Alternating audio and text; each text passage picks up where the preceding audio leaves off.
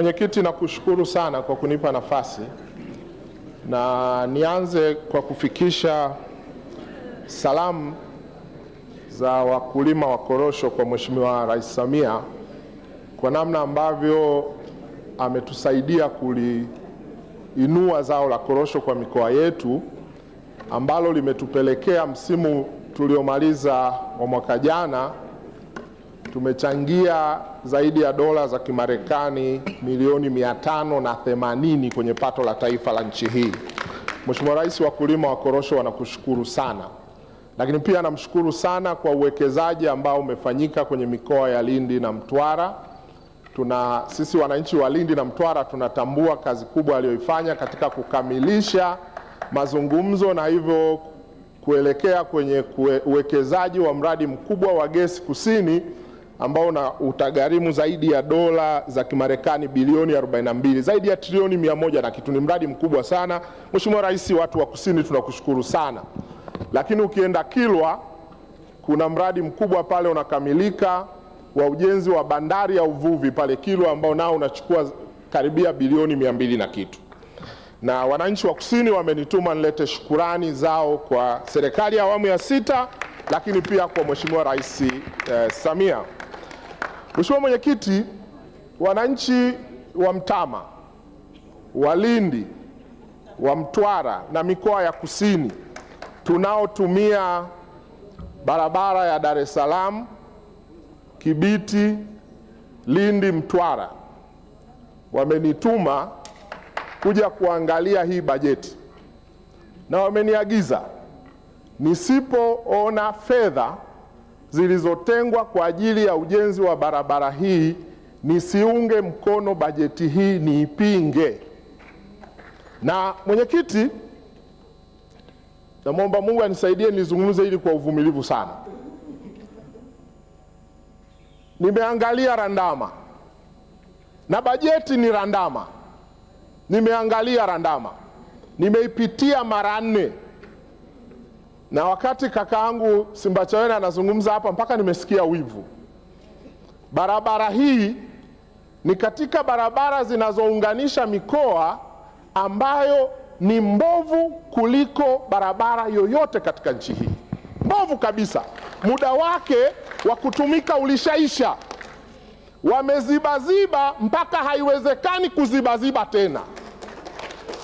Lakini ni huku ambako nimetaja miradi. Kwanza, mchango wa korosho kwenye uchumi wa nchi yetu hauna mfano wake, lakini barabara hii haikutengewa fedha.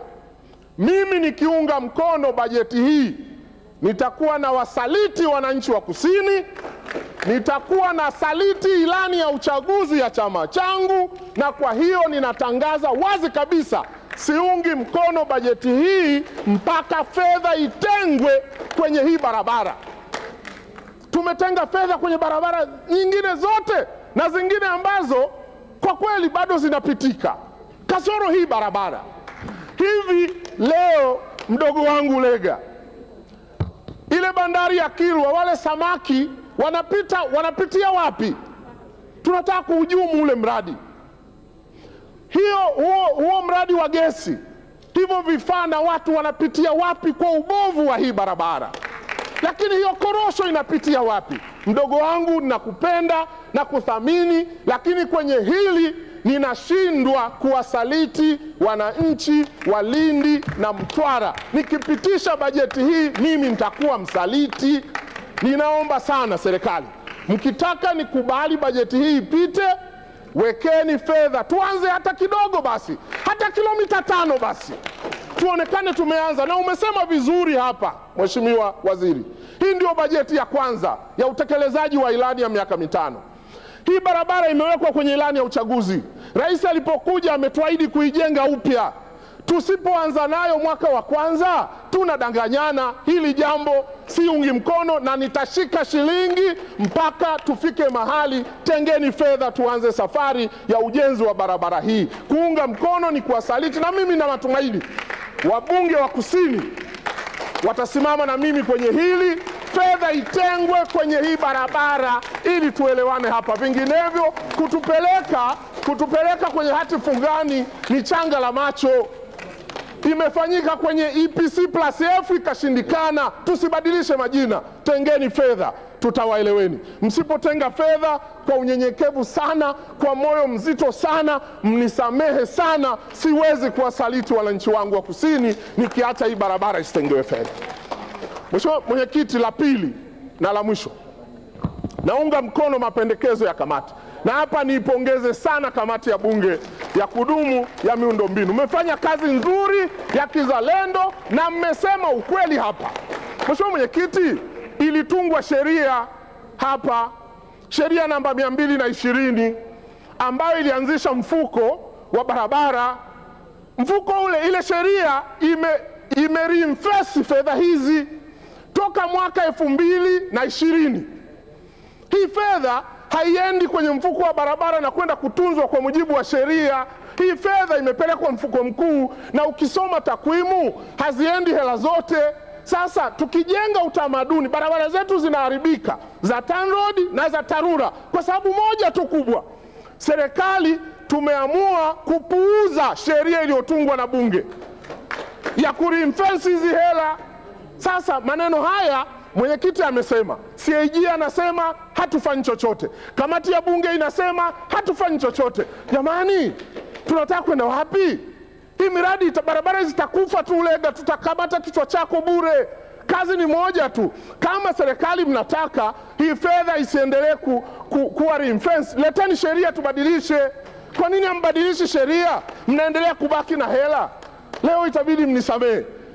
Hebu basi tuone uchungu kidogo na hizi barabara. Hii mishipa ya damu ya uchumi wetu tunaihujumu. Kwa nini hamuiheshimu sheria iliyotungwa na Bunge? Ninawaombeni serikali, hebu nendeni katekelezeni ushauri nao. Naomba wabunge tuunge mkono kamati yetu ya kudumu ya Bunge, tusimame kidete, hizi hela ziletwe ziende kujenga barabara zetu. Kuendelea kupelekwa kwenye miradi mingine si sawa. Kama tunataka ziende, tubadilishe sheria, maana kazi ya Bunge ni kutunga sheria na kufuta sheria. Leteni hapa tubadilishe, vinginevyo nasema kaka mdogo wangu Ulega, na wewe mwenyewe unatoka Kusini kwa sababu wewe ni zao la sisi. Wakati ule tukiwa kisiwa tulikuwa tukibaki pale, wewe ni mjukuu wetu, mtoto wetu. Kwenye hili naomba nisikunge mkono mpaka uweke fedha kwa ajili ya barabara yetu ya Lindi na Mtwara. Mheshimiwa Mwenyekiti, asante sana, na siungi mkono hoja hii.